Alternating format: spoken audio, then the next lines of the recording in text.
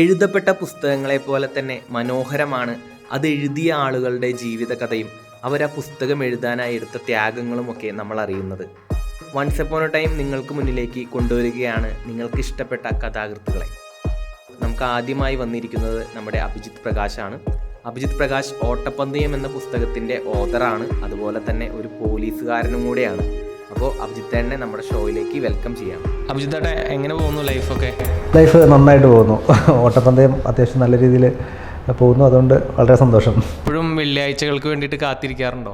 തീർച്ചയായും എപ്പോഴും വെള്ളിയാഴ്ചകൾക്ക് വേണ്ടി കാത്തിരിക്കുന്നത് നമ്മുടെ ചെറുപ്പം മുതലുള്ളൊരു ശീലമാണ്. വെള്ളിയാഴ്ചകൾക്ക് വേണ്ടി കാത്തിരിക്കുന്നത്. പുതിയ സിനിമകൾ റിലീസാകുന്നത് ഇപ്പോഴും നമുക്ക് സന്തോഷം തന്നെയാണ്. ഇപ്പോഴും അതെ, പറ്റുമ്പോഴൊക്കെ പുതിയ സിനിമകൾ റിലീസാകുന്നത് കാണാറുണ്ട്. പറ്റുമ്പോഴെന്നല്ല, ഒരുവിധപ്പെട്ട എല്ലാ സിനിമകളും ഞാൻ കാണാറുണ്ട്.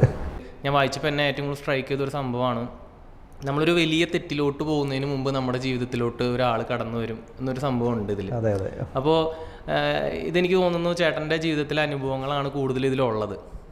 തീർച്ചയായിട്ടും ഒരുവിധപ്പെട്ട ഇതിലെ എല്ലാ ഭാഗങ്ങളും എൻ്റെ അനുഭവങ്ങൾ തന്നെയാണ്. ഞാൻ പലയിടത്തും പറഞ്ഞിട്ടുണ്ട്. ഇതുപോലെ തന്നെ പല സന്ദർഭങ്ങളിലും എൻ്റെ ജീവിതത്തിൽ വലിയ തെറ്റിലേക്ക് പോകുന്നതിന് മുമ്പ് ആരെങ്കിലുമൊക്കെ വന്നിട്ടുണ്ട്. അത് എങ്ങനെ വന്നു, എവിടെ നിന്ന് വന്നു എന്നൊന്നും എനിക്കിപ്പോഴും അറിയില്ല. ഈ പറയുന്ന അതിലെ സൗഹൃദങ്ങളാണെങ്കിലും പ്രണയങ്ങളാണെങ്കിലും എൻ്റെ ജീവിതത്തിലും എനിക്ക് ചുറ്റുമുള്ളവരുടെ ജീവിതത്തിലുമൊക്കെ നടന്നിട്ടുള്ള കാര്യങ്ങളായതുകൊണ്ടാണ് ഇത്രയും ഒട്ടപ്പന്തം ഇത്രയും റിലേറ്റബിളായിട്ട് എനിക്ക് എഴുതാൻ കഴിഞ്ഞത്. ഞാൻ എല്ലായിടത്തും പറയുന്നൊരു കാര്യമാണത്. നമ്മുടെ വൺസ് അപ്പോൺ എ ടൈമിൽ വന്നിട്ടുള്ള വായനക്കാർ കുറച്ച് ചോദ്യങ്ങൾ ചോദിക്കണമെന്ന് പറഞ്ഞിട്ട് കുറച്ച് ചോദ്യങ്ങൾ നമ്മളെ ഏൽപ്പിച്ചിട്ടുണ്ട്. അപ്പോൾ ആ ചോദ്യങ്ങളാണ് ചേട്ടനോട് ചോദിക്കാനായിട്ട്. എടുക്കട്ടെ? പുതുതായി വരാൻ പോകുന്ന രചനകൾ ഏതൊക്കെയാണ്? പുതുതായിട്ട് ഞാൻ ഒരു പോലീസ് സ്റ്റോറിയാണ് എഴുതിക്കൊണ്ടിരിക്കുന്നത്. ഈ പറയുന്ന പോലീസ് സ്റ്റോറി എന്ന് പറയുമ്പോൾ ആളുകൾക്ക് പെട്ടെന്ന് മനസ്സിലേക്ക് വരുന്ന ഇൻവെസ്റ്റിഗേഷനും ക്രൈം ത്രില്ലറുകൾ ഒക്കെയാണ്.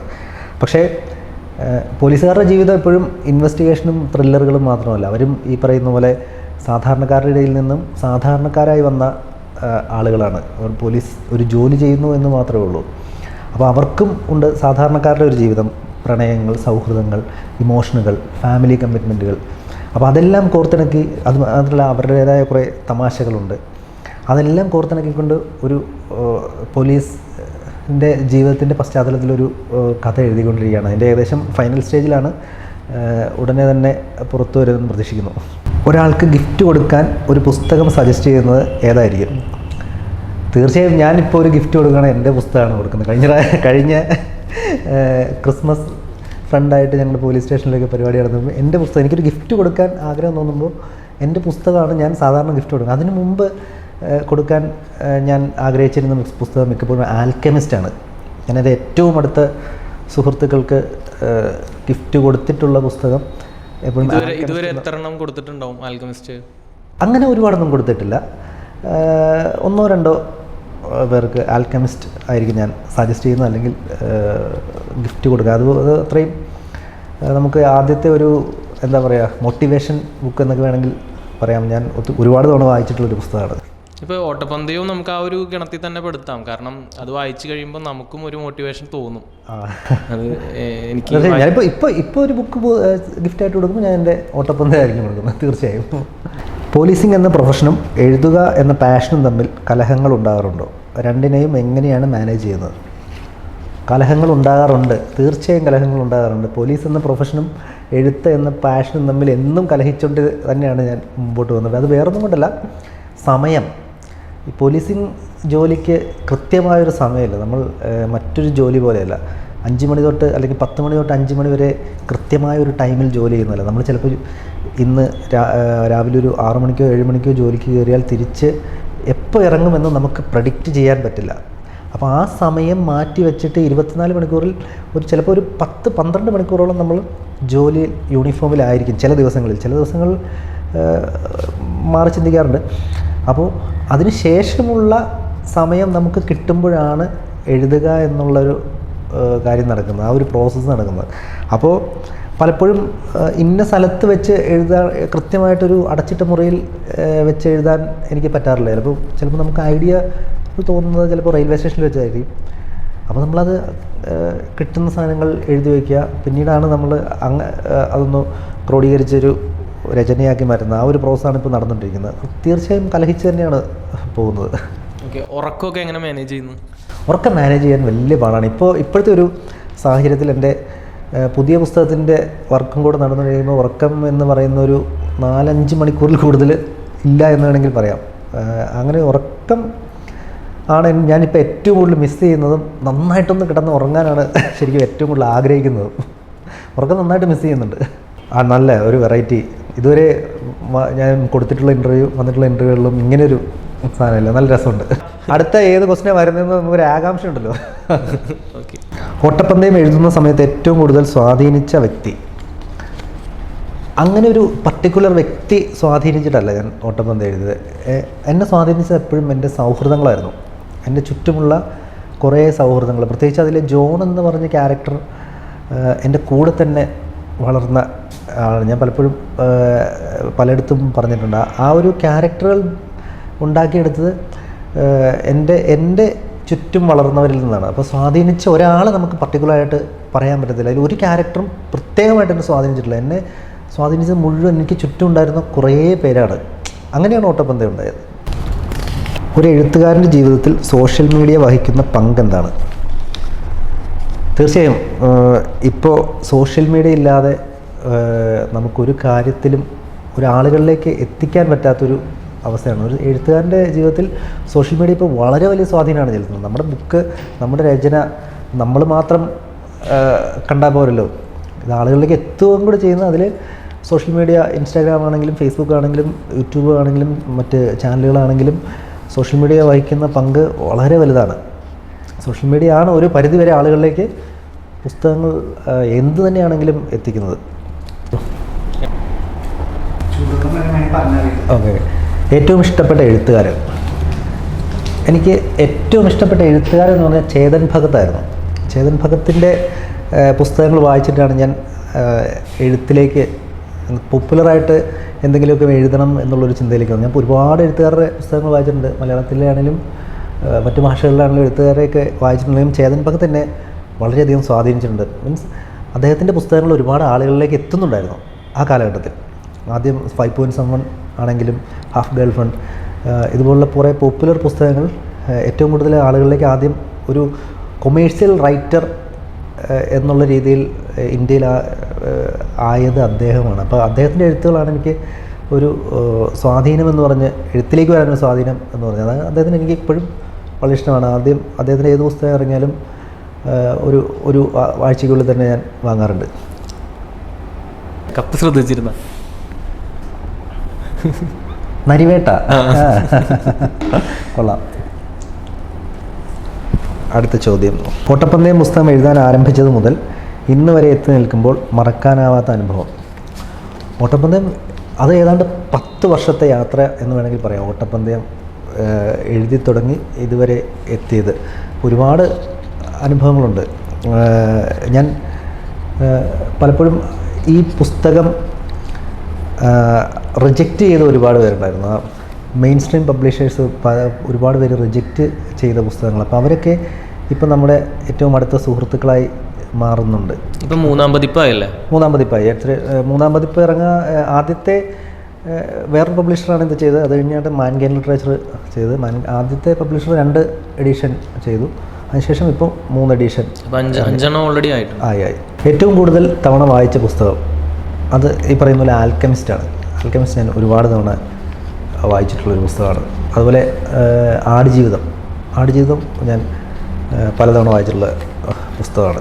കുട്ടിക്കാലത്തെ മറക്കാനാകാത്ത അനുഭവങ്ങളാണ് ഞാൻ ഓട്ടപ്പന്തയത്തിൽ എഴുതിയിരിക്കുന്ന പല കാര്യങ്ങൾ. ഈ പറയുന്ന അതിൽ ഐസ് വാങ്ങി കഴിക്കുന്ന സീനുണ്ട്. നമുക്ക് ഈ ഒരുപാട് ആഗ്രഹിച്ചാണ് അന്ന് 1 രൂപ ഉണ്ടാക്കി നമ്മൾ സ്കൂളിലേക്ക് പോകുന്ന വഴി ഈ ഐസുകാരൻ്റെ കയ്യിൽ നിന്ന് ഐസ് വാങ്ങി തിന്നുന്നത്.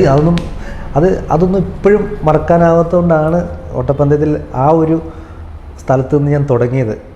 ആ പറയുന്ന എല്ലാ കാര്യങ്ങളും നമുക്ക് മറക്കാനാവാത്ത അനുഭവങ്ങൾ തന്നെയാണ്. Once upon a time book ഷോപ്പിനെ കുറിച്ച് എന്താണ് പറയാനുള്ളത്? Once upon a time book ഷോപ്പിനെ കുറിച്ച് എനിക്ക് ഒരുപാട് കാര്യങ്ങൾ പറയാനുണ്ട്. കാരണം എൻ്റെ പുസ്തകത്തിൻ്റെ തുടക്കകാലത്ത് എന്നെ ഏറ്റവും കൂടുതൽ സപ്പോർട്ട് ചെയ്തിരുന്ന ഒരു ഷോപ്പാണ് വൺസ് അപ്പോൺ എ ടൈം. എന്നുവെച്ചാൽ ആദ്യമായിട്ട് ഓട്ടപ്പന്തയം ഒരു ബുക്ക് ഷോപ്പിൽ വരുന്നത് ഈ പറയുന്ന വൺസ് അപ്പോൺ എ ടൈമിലാണ്. ഇപ്പോൾ കേരളത്തിലുള്ള എല്ലാ ബുക്ക് ഷോപ്പുകളിലും പുസ്തകമുണ്ട്, എല്ലാവരും സെയിൽ ചെയ്യുന്നു.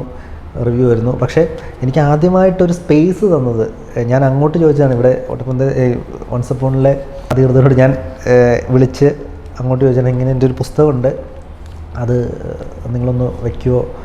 അപ്പോൾ പറഞ്ഞു ഓക്കെ വയ്ക്കാം, കുഴപ്പമില്ല. അങ്ങനെ ഒരു 30 കോപ്പി ഞാൻ തന്നെ കൊണ്ടുവന്ന് വൺസ് അപ്പോൺ ഇവിടെ ഷോപ്പിൽ കൊണ്ടുവന്ന് വെച്ച് അത് സെയിലായി. അവിടെ നിന്നാണ് ശരിക്കും എൻ്റെ ഒരു സെയിൽ ഇൻക്രീസ് ചെയ്യുന്നതിന്. ഷോപ്പുകളിലെ സെയിൽ, അതൊരു ഓൺലൈൻ ഫ്ലിപ്കാർട്ട് ആമസോണിലൊക്കെ ഉണ്ടായിരുന്നൊരു പുസ്തകമാണ്. ഷോപ്പുകളിലെ സെയിൽ ശരിക്കും സ്റ്റാർട്ട് ചെയ്തതെന്ന് പറഞ്ഞാൽ അതിൻ്റെ തുടക്കം വൺസ് അപ്പോണിൽ നിന്നാണ്. അപ്പോൾ എനിക്കൊരിക്കലും വൺസ് അപ്പോൺ ടൈമിനെ കുറിച്ച് പറഞ്ഞാൽ തീരാത്തത്ര അനുഭവമുണ്ട്. അത്രയ്ക്ക് സപ്പോർട്ട് എനിക്ക് തന്നൊരു ഷോപ്പാണ്. വായന മരിച്ചുകൊണ്ടിരിക്കുകയാണ് എന്ന് ഇന്നത്തെ കാലത്ത് പലരും പറയുന്നുണ്ട്. എന്താണ് അഭിപ്രായം? ഒരു 5 വർഷം മുമ്പൊക്കെ ആണെങ്കിൽ ഞാനും പറഞ്ഞേനെ വായന മരിച്ചുകൊണ്ടിരിക്കുകയാണെന്ന്. പക്ഷേ ഇപ്പോൾ ഒരുപാട് പേര് വായനയിലേക്ക് തിരിച്ചു വന്നുകൊണ്ടിരിക്കുകയാണ് എന്നാണ് എനിക്ക് തോന്നിയിരിക്കുന്നത്. കോട്ടയത്ത് കഴിഞ്ഞ വർഷം ഒരു ബുക്ക് ഫെസ്റ്റ് നടന്നു, ലൈബ്രറി കൗൺസിലിൻ്റെ. അപ്പോൾ 3 ദിവസം കൊണ്ട് ഏതാണ്ട് 1.5 കോടി രൂപയുടെ പുസ്തകങ്ങൾ അവിടെ വിറ്റ് പോയി എന്നാണ് ഔദ്യോഗികമായിട്ട് ഞാൻ അറിഞ്ഞ കണക്ക്. അപ്പോൾ വായന ഉള്ളത് കൊണ്ട് തന്നെയാണ് അതൊക്കെ സംഭവിക്കുന്നത്. പിന്നെ മാത്രമല്ല, ആളുകൾക്ക് ഒരു സോഷ്യൽ മീഡിയയുടെ അതിപ്രസരം ഉണ്ടായിരുന്നു, ഒരു അമിതമായൊരു സമ്മർദ്ദം ഉണ്ടായിരുന്നു സോഷ്യൽ മീഡിയയിൽ നിന്ന്.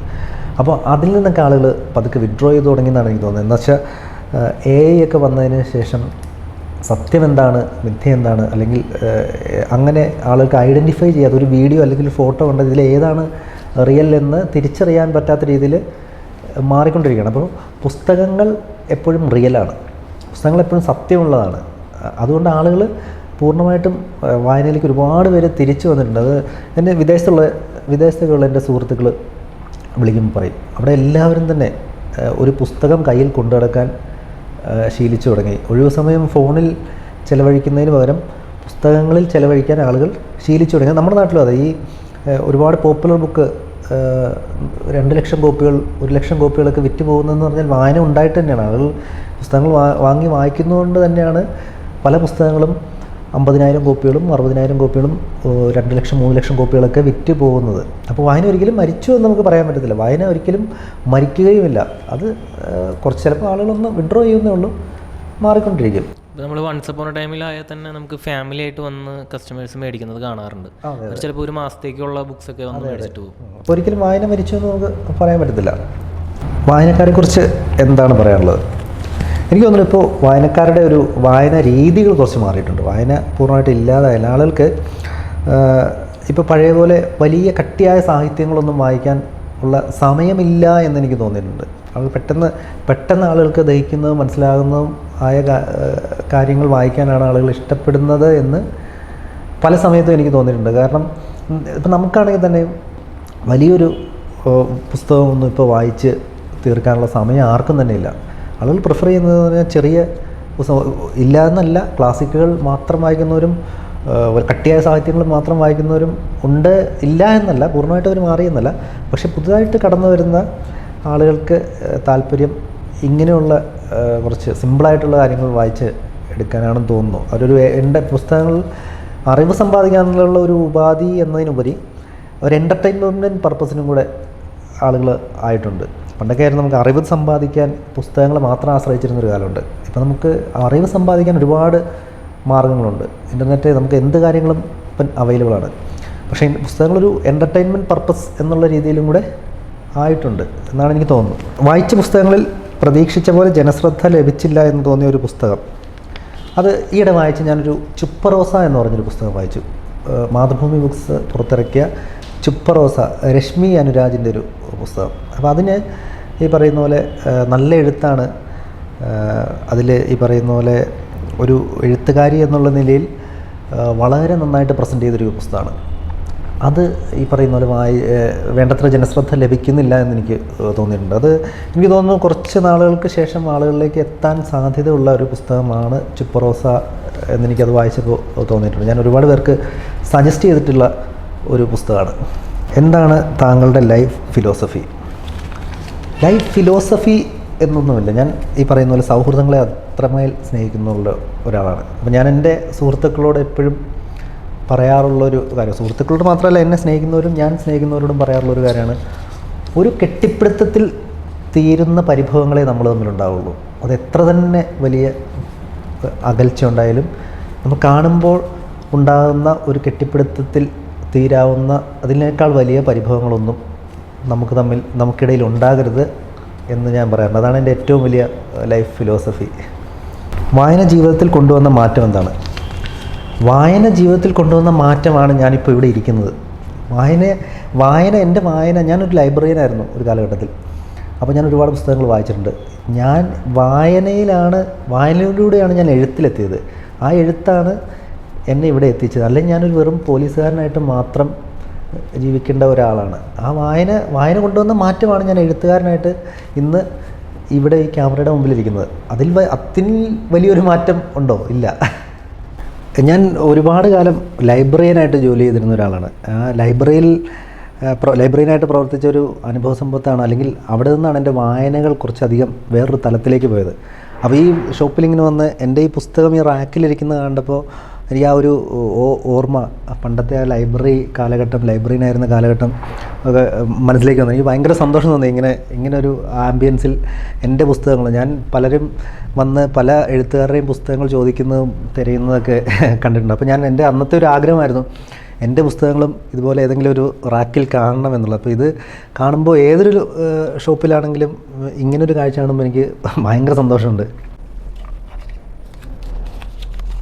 വൈക്കം മുഹമ്മദ് ബഷീർ പറഞ്ഞിട്ടുണ്ട്, എൻ്റെ എഴുത്ത് വായിച്ച് ഏറ്റവും കൂടുതൽ ചിരിച്ചത് ഞാനായിരിക്കും. കാരണം അതൊക്കെ എൻ്റെ അനുഭവങ്ങളായിരുന്നു. ഓട്ടപ്പന്തയം എന്ന നോവലിൽ എത്രത്തോളം എഴുത്തുകാരൻ്റെ ജീവിതം വന്നിട്ടുണ്ട്. ഓട്ടപ്പന്തയം എന്ന ജീവിതത്തിൽ ഒരു 80% എൻ്റെ ജീവിതമാണ്. എൻ്റെ ജീവിതം മാത്രമല്ല, എൻ്റെ ഏറ്റവും അടുത്ത സുഹൃത്തുക്കളുടെയും കൂടെ ജീവിതമാണ് അതിൽ വന്നിരിക്കുന്നത്. അതിൽ മറ്റൊന്നുമില്ല. കൂടുതൽ പുറത്തുനിന്ന് എൻ്റെ ഭാവനകളോ അല്ലെങ്കിൽ ഇമാജിനേഷനുകളോ ഒക്കെ വളരെ കുറവാണ്. എല്ലാം അനുഭവങ്ങളാണ്. അതാണ് ഇത്രയധികം ഈ പുസ്തകം ഇങ്ങനെ റിലേറ്റബിളായിട്ടുള്ള എൻ്റെ സോഷ്യൽ മീഡിയയിലൊക്കെ വരുന്ന കമൻസൊക്കെ നോക്കിയാൽ അറിയാം. എന്തെങ്കിലുമൊക്കെ അനുഭവം എല്ലാവർക്കും ഉണ്ടാകും. പെട്ടെന്ന് അവരുടെ കുട്ടിക്കാലത്തിലേക്കും ഈ പറയുന്ന ബാല്യകൗമാരത്തിലേക്കൊക്കെ പോയി എന്നുള്ള കമൻറ്റ് ഒരുപാട് പേര് പറയുന്നത് അതുകൊണ്ടായിരിക്കുമെന്ന് എനിക്ക് തോന്നുന്നു. അവസാനം വായിച്ച പുസ്തകം കമ്പിളി കണ്ടത്തെ കൽഭരണികൾ. കഴിഞ്ഞ് ഞാൻ ഇന്നലെ വായിച്ച് ഫിനിഷ് ചെയ്തതാണ്. വളരെ മനോഹരമായിട്ട് ബാബു എബ്രഹാം സാറ് എഴുതിയിരിക്കുന്ന പുസ്തകമാണ്. തീ പൊള്ളുന്ന അനുഭവങ്ങൾ എന്നൊക്കെ വേണമെങ്കിൽ പറയാം. ഇപ്പോൾ മാതൃഭൂമി ബുക്സിൻ്റെ ബെസ്റ്റ് സെല്ലർ ആണെന്ന് തോന്നുന്നു. എനിക്ക് വളരെയധികം സ്പർശിച്ചൊരു പുസ്തകം എന്ന് വേണമെങ്കിൽ പറയാം. വെള്ളിയാഴ്ച എപ്പോഴും എനിക്കൊരു എക്സൈറ്റ്മെൻറ്റ് തന്നെയാണ്. എൻ്റെ പുസ്തകത്തിൽ പറയുന്നത് തുടക്കം തന്നെ ഒരു വെള്ളിയാഴ്ചയിൽ നിന്നാണ്. എൻ്റെ നായകന്മാർ ജൂണും ശിവനും വെള്ളിയാഴ്ച തിയേറ്ററിൻ്റെ മുമ്പിൽ കാത്തു നിൽക്കുന്നതുകൊണ്ടാണ് ഈ പുസ്തകം തുടങ്ങുന്നത്. ഇപ്പോഴും വെള്ളിയാഴ്ചകൾക്ക് വേണ്ടി കാത്തിരിക്കാറുണ്ടോ എന്ന് ചോദിച്ചാൽ തീർച്ചയായും കാത്തിരിക്കാറുണ്ട്. അടുത്ത പടം ഏതാണ് ഇറങ്ങുന്നത്, അത് വിജയിക്കുമോ അല്ലെങ്കിൽ പരാജയപ്പെടുമോ എന്നുള്ളതൊക്കെ ഒരു ആകാംക്ഷയിൽ ഞാനും ഈ പറയുന്നുള്ള എൻ്റെ സുഹൃത്തുക്കളൊക്കെ ഇപ്പോഴും കാത്തിരിക്കാറുണ്ട്. അതിനൊരു മാറ്റവും ഇതുവരെ വന്നിട്ടില്ല. പുസ്തകം എഴുതിയതിന് ശേഷം ഔദ്യോഗിക ജീവിതത്തിൽ ഒരുപാട് മറക്കാനാകാത്ത സംഭവങ്ങളുണ്ടായിട്ടുണ്ട്. പ്രത്യേകിച്ചും ആദ്യം എൻ്റെ അടുത്ത് എന്നെ കാണുന്ന ആളുകൾ ആദ്യം ചോദിക്കുന്നത് പുസ്തകത്തിൻ്റെ കാര്യങ്ങളാണ്. ഓട്ടപ്പന്തയം പുസ്തകം എന്തായിരുന്നു. അപ്പോൾ ഈ കഴിഞ്ഞിടയ്ക്ക് ഒരു സംഭവം ഉണ്ടായി. സ്റ്റേഷനിൽ എന്തോ വൈകുന്നേരം ഞാൻ രാവിലെ ഡ്യൂട്ടി കയറിയതാണ്. വൈകിട്ട് ഏതാണ്ട് 6 മണി 7 മണി 8 മണിയോളം ആകാറായിരുന്നു തോന്നുന്നു. അപ്പോൾ അവിടെ എന്തോ വലിയ പ്രശ്നം നടന്നു. ഒരു കൂട്ടം ആളുകൾ വന്നു. അതിലൊരു ചേട്ടൻ നന്നായിട്ട് മദ്യപിച്ചിട്ടുണ്ടായിരുന്നു. പുള്ളി എന്നെ ഇങ്ങനെ കൈ കാണിച്ച് വിളിക്കുകയൊക്കെ ചെയ്യുന്നത്. പക്ഷേ ഭയങ്കര ഒരു ബഹളമായിട്ട് സിറ്റുവേഷനാണ്. അപ്പോൾ നമ്മളും കുറച്ച് ടെമ്പറായിട്ട് നിൽക്കുകയാണ്. അപ്പോൾ ഞാൻ ഇയാളോട് കുറച്ച് ദേഷ്യപ്പെടുവോ എന്തോ കുറച്ച് ആഷായിട്ട് സംസാരിച്ചു. അത് കഴിഞ്ഞ് പുള്ളി കുറച്ച് കഴിഞ്ഞ് എൻ്റെ അടുത്ത് വന്നിട്ട് പറഞ്ഞു, സാറേ സാറിൻ്റെ പുസ്തകം ഞാൻ വായിച്ചിട്ടുണ്ട്, നന്നായിട്ടുണ്ട്. എൻ്റെ പിള്ളേർ വീട്ടിൽ കൊണ്ടുവന്നാണ്. അപ്പോൾ ഞാൻ ഒന്ന് എടുത്തു വെച്ച് വായിച്ചു, വളരെ നന്നായിട്ടുണ്ട്. നമ്മുടെ സ്റ്റേഷനിലെ ആളാന്ന് പറയാൻ ഒരു അഭിമാനം ഉണ്ടെന്നൊക്കെ പറഞ്ഞപ്പോൾ എനിക്കെന്തോ പെട്ടെന്ന് ഞാൻ അദ്ദേഹത്തോട് ദേഷ്യപ്പെട്ടതിൽ എനിക്കെന്തോ വല്ലായി തോന്നി. പുള്ളി എൻ്റെ അടുത്ത് ചോദിച്ചു, സാറേ ഞാനൊരു ഷെയ്ക്ക് ഹാൻഡ് തന്നോട്ടെ എന്ന് ചോദിച്ചു. പുള്ളി എനിക്ക് ഷെയ്ക്ക് ഹാൻഡൊക്കെ തന്നിട്ട് പുള്ളി പോയി. അപ്പോൾ എനിക്കത് പറഞ്ഞ പോലെ ഒരിക്കലും മറക്കാനാകാത്തൊരു അനുഭവം എന്ന് പെട്ടെന്ന് ഓർമ്മ വന്നൊരു സംഭവം അതാണ്. അപ്പോൾ നമ്മുടെ കൂടെ ഇന്ന് ഉണ്ടായിരുന്നത് നമ്മുടെ അഭിജിത്തേട്ടനാണ്. അപ്പോൾ അഭിജിത്തേട്ടൻ്റെ ഒരുപാട് കാര്യങ്ങൾ നമ്മൾ കേട്ടു.